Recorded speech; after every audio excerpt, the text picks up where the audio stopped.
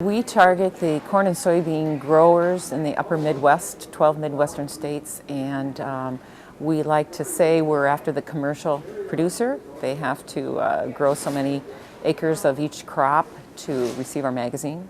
We check to see how many farmers are using the computer, how many are on the internet, high-speed internet access, how many access our own website.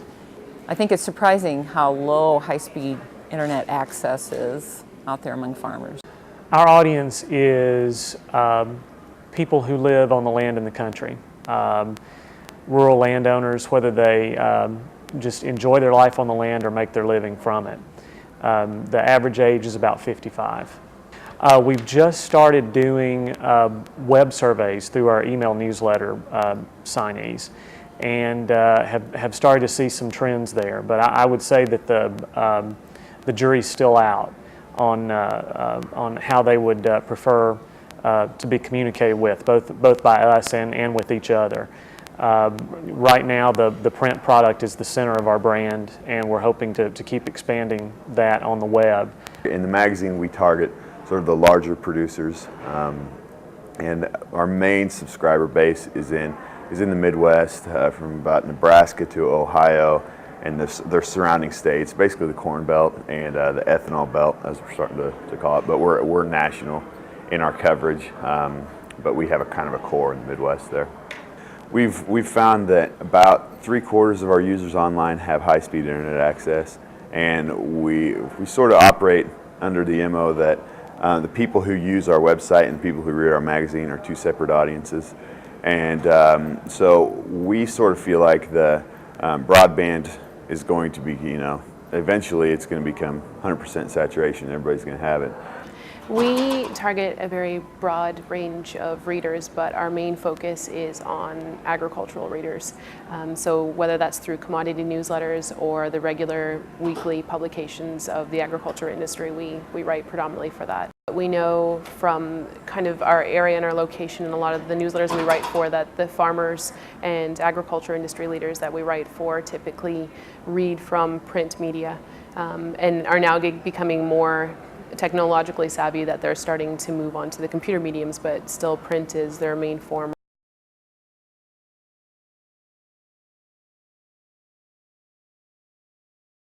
In the last 5 or so years, we have been pushed to do more online work. And I'd say our magazine has lagged behind some of the large nationals, which have a dedicated staff. But going along at the same time for this push for online has been a consolidation in the industry. So a lot of staffs of magazines like Farm Industry News have consolidated. We just don't have the staff to dedicate to an online website or online business. It's just not driving, there's not enough revenue right now to support that kind of a presence.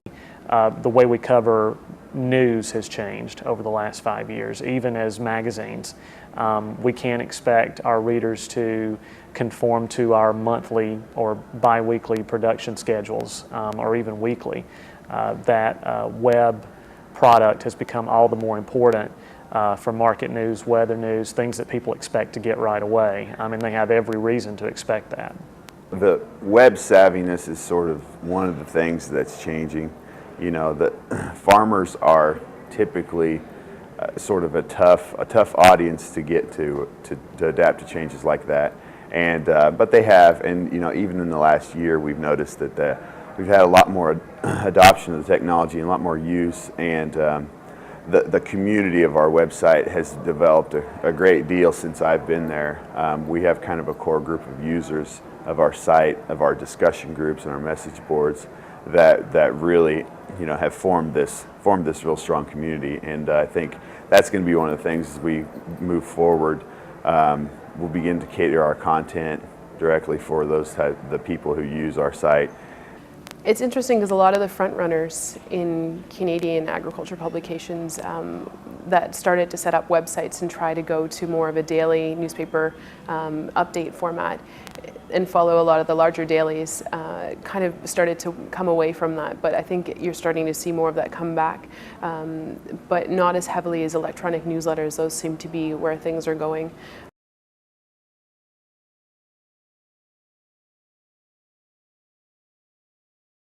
We're definitely moving more towards making use of electronic technologies and the internet, using email as method of distribution, websites, setting up more that way.